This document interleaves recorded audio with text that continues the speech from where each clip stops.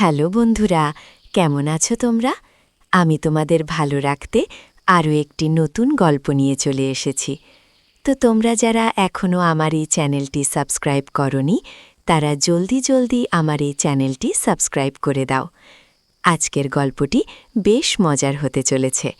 তো চলো আর দেরি না করে তোমাদের মূল গল্পে নিয়ে যাই।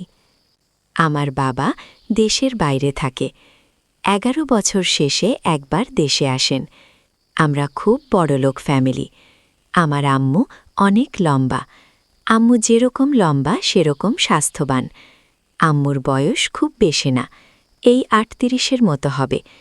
আমার বয়স 17 বছর। আম্মুর খুব অল্প বয়সে বিয়ে হয়।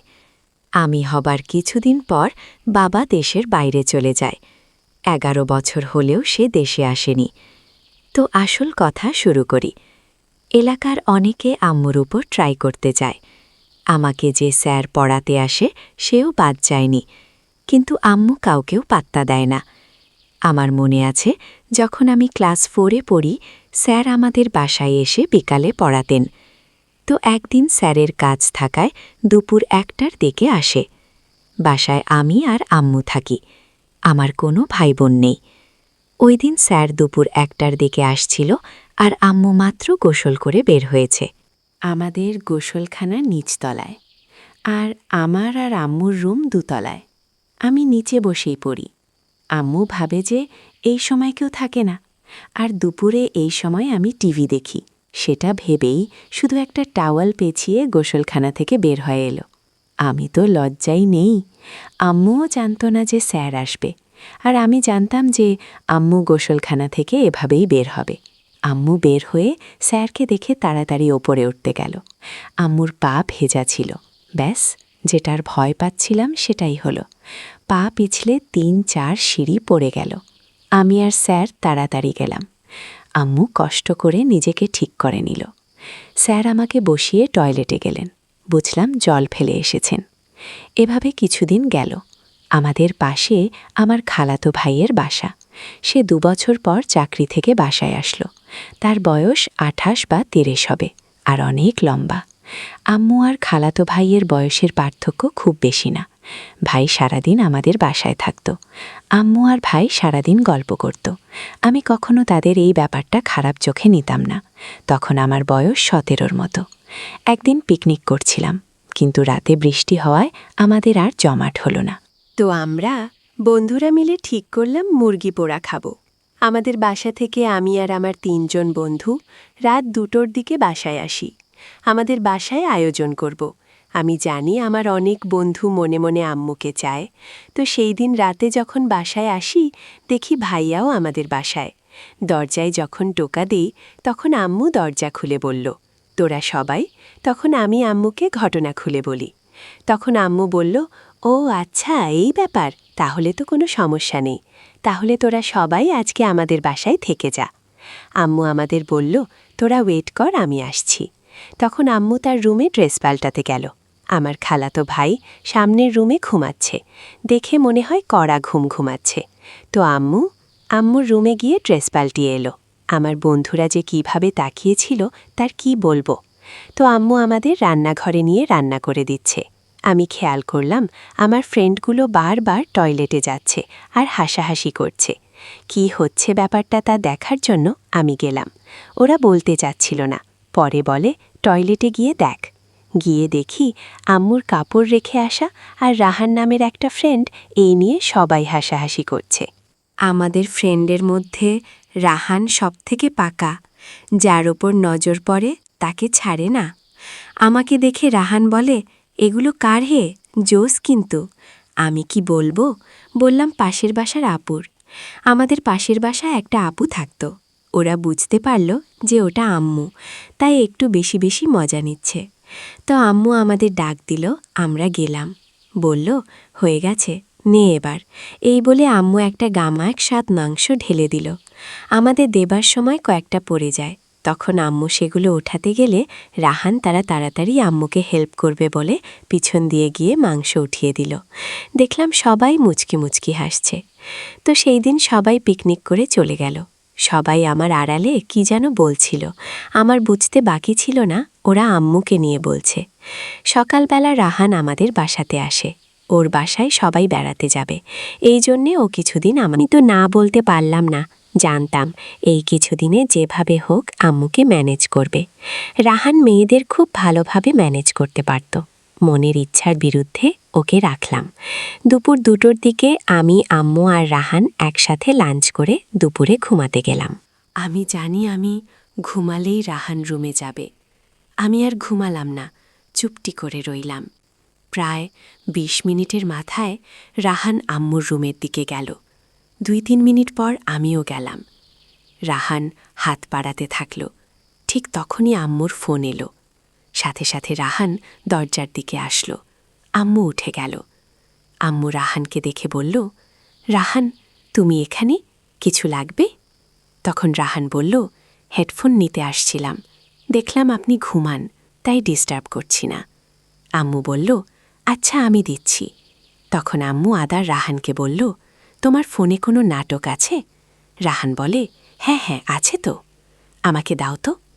আম্মুর কথায় যেইটুকু বুঝলাম, 1 ফাইলে 9 জিবির মতো জায়গা আছে। সে মোট 38টা নাটক দিল।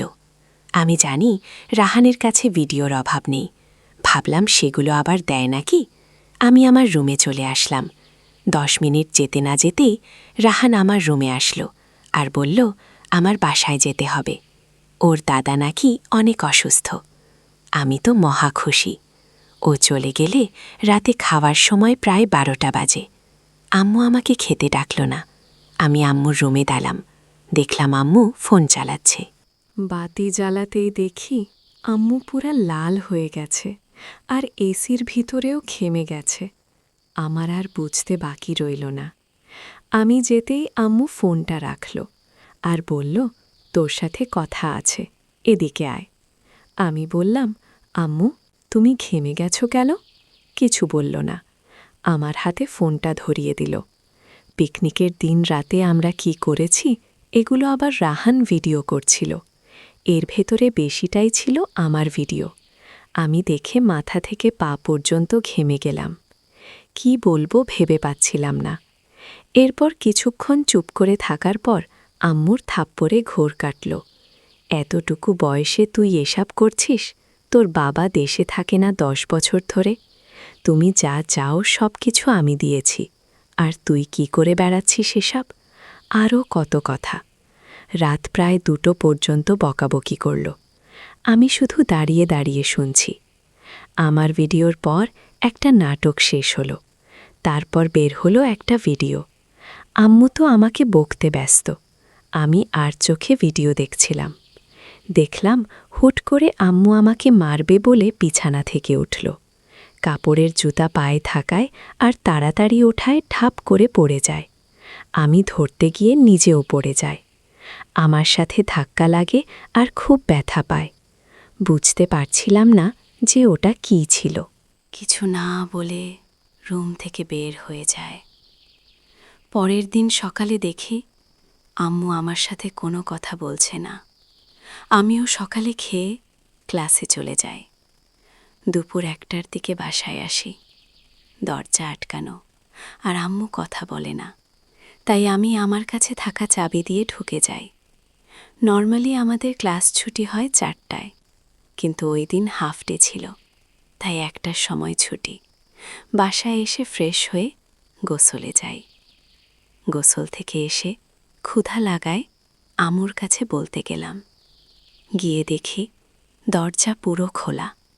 মনে হয় আম্মুর খেয়াল ছিল না যে আমি এখন আসব। গিয়ে দেখি পুরো ঘেমে গেছে আর লাল হয়ে আছে। কানে হেডফোন ছিল, বুঝতে বাকি রইল না।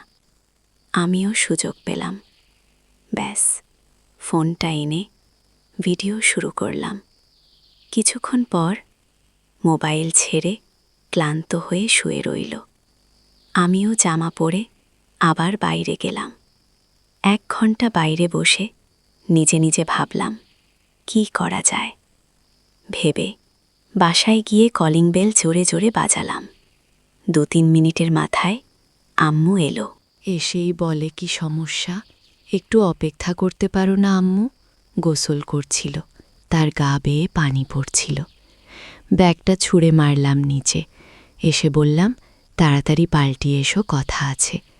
আম্মুর রাগ দেখিয়ে টয়লেটে গিয়ে ৬-৭ মিনিট পর বেরোলো। এসে বলে, কি হয়েছে?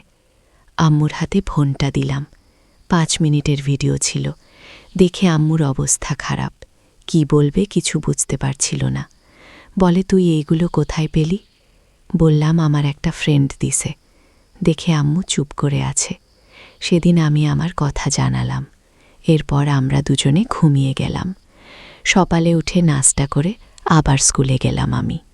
বিকালে ফিরতে দেখি রাহান আমাকে আলাদা ডেকে নিল একপাশে। হাতে ওর মোবাইলটা ধরিয়ে দিলে দেখলাম যে এই ভিডিওটা আমি করছি ওটাও দেখাচ্ছে। ও বলে, মামা, ভিডিওটা সবারই দেখায়। আমি বললাম, না না, পাগল নাকি? ও বলল, আমাকেও ব্যবস্থা করে দিতে হবে, না হলে আমি সবাইকে দেখাবো। রাহানকে বললাম বিকালে আমাদের বাসায় আসতে।